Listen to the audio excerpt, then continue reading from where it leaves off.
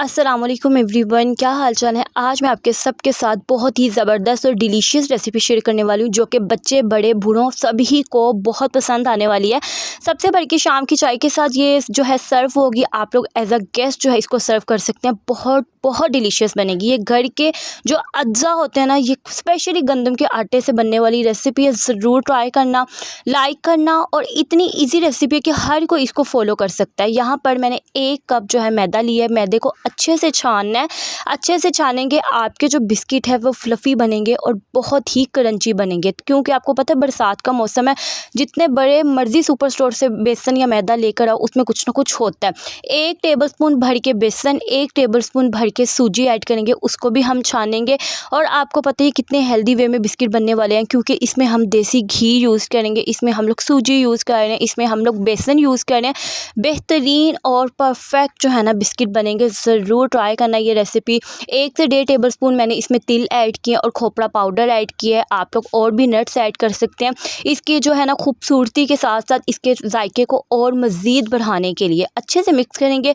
हर चीज़ जो है वो यकजान हो जाएगी। फिर इसमें हम ऐड करेंगे शुगर हम लोग ऐड करेंगे 4 टेबलस्पून। अच्छा, रेशियो समझ लें, 6 टेबलस्पून के करीब मैदा था, 1 टेबलस्पून के करीब बेसन और 1 टेबलस्पून के करीब सूजी, 8 हो गए। और इसी तरह से मैंने 4 जो है ना टेबलस्पून शुगर लिया है। 1 drop of vanilla essence add करेंगे। और जो है आप लोग शुगर जो है 5 टेबलस्पून भी ले सकते हैं, 6 भी ले सकते हैं, लेकिन 4 जो है ना परफेक्ट मीठा देता है। और घी जो है देसी घी लिया, आप लोग बटर भी यूज़ कर सकते हैं। मैंने 4 टेबलस्पून ही भर के लेवल करके देसी घी लिए। इनको अच्छे से मिक्स करेंगे ताकि हर जो घी है ना हर चीज़ में चला जाए। लाइक जितना भी आटा है उसमें सारा घी मिक्स हो जाए। चम्मच से जो है ना वो हो नहीं रहा था, तो फिर मैंने अपने हैंड्स को अच्छे से वॉश करके फिंगर्स और हथेली की मदद से इसको इस तरह से रफली जो है ना आप लोगों ने नीट करना है, ताकि जो आटा और घी है वो अच्छे से यकजान हो जाए। इसके अंदर आप लोगों ने कोई एक्स्ट्रा पानी वगैरह फिल वक्त ऐड नहीं करना। जब आप लोग इसको इस तरह से नीट करते जाएंगे तो ये बहुत ज़्यादा हाथों की गरमाइश से और घी से ना गूंदा जाएगा। आप लोगों ने इस पॉइंट पे बिल्कुल भी कंजूसी नहीं करनी। 15 मिनट लगा के इसको अच्छे से नीट करना है ताकि आपके बिस्किट क्रंची खस्ता बने। यहाँ पर जो मैंने टीस्पून बेकिंग पाउडर ऐड किया, ठीक है, 1 पिंच सोल्ट ऐड करके आप लोगों ने इसको अगेन मिक्स करना है। मिक्स करने के बाद हम इसमें ऐड करेंगे गरम दूध नीम गरम होना चाहिए। उसको ऐड करने के बाद आपने अच्छे से मिक्स करना है। मिक्स करके इस तरह से इसकी डो बना लेनी है। ज़्यादा दूध जो है वो ऐड नहीं करना। बहुत ज़्यादा गरम जो नरम होती है ना डो, ऐसा नहीं करना। बिल्कुल जो है ना आपकी हार्ड भी नहीं होनी चाहिए, नरम भी नहीं होनी चाहिए, लेकिन बिल्कुल सॉफ्ट होनी चाहिए डो, कि आपके बिस्किट बहुत अच्छे बने। इस तरह से इसको पेड़ा बना के रख दें। और ये देखें माशाल्लाह माशाल्लाह डो कितनी अच्छी रेडी हुई है, आप खुद देख सकते हैं। इसको रेस्ट देंगे 30 मिनट्स का। अगेन इसको प्रेस करेंगे, प्रेस करके हम इसकी कुकीज़ बना लेंगे।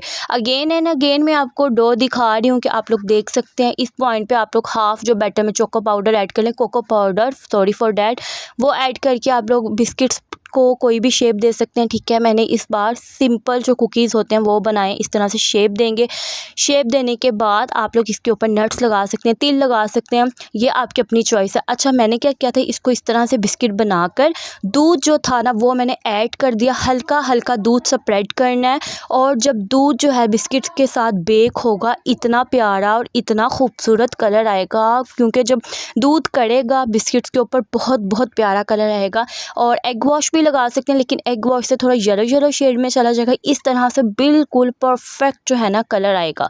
और विदाउट अवन बनाएंगे। 20 मिनट्स के अराउंड अबाउट आप लोगों ने पतीले को गर्म करना है। गर्म करने के बाद ये ट्रे रख देंगे। उसके बाद 55 मिनट्स आप लोगों ने बिल्कुल भी जो है उसकी हीट को नहीं देखना। ठीक है, अगर आप बार बार देखते हैं टेम्परेचर ख़राब होता है। इस तरह से इस फ्लेम पे मैंने इसको गर्म किया। उसके बाद फ्लेम और जो है मज़ीद लो कर दिया। लो करने के बाद इसको अच्छे से कुक करना है। अगर टेम्परेचर ख़राब होता है तो जो है बिस्किट वो कच्चे भी रह सकते हैं और जल भी सकते हैं। इस पॉइंट पे आपने इसका ख्याल रखना है। देन आपने क्या करना है, ये देखें जी, फर्स्ट बैच मैंने इस तरह से रेडी किया। दूध से कितना अच्छा कलर है, आप लोग देख सकते हैं। विदाउट ओवन कितने बेहतरीन क्रंची बिस्किट बने हैं। अभी मैं आपको तोड़ के भी दिखाती हूँ। और ये देखें थोड़े से डार्क ब्राउन इसीलिए हुए कि कहीं कहीं टेम्परेचर जो है ना वो भाप सीधा डायरेक्ट लगती है। और एक और टिप देती हूँ, जब आप लोग अवन में मीन्स कि ये कढ़ाई में बना रहे हैं ना, उसके बाद उसका टेम्परेचर इतना अच्छा होता है कि आप दूसरा बैच बनाएंगे वो तकरीबन 30 मिनट्स के अराउंड अबाउट जो है रेडी हो जाएगा।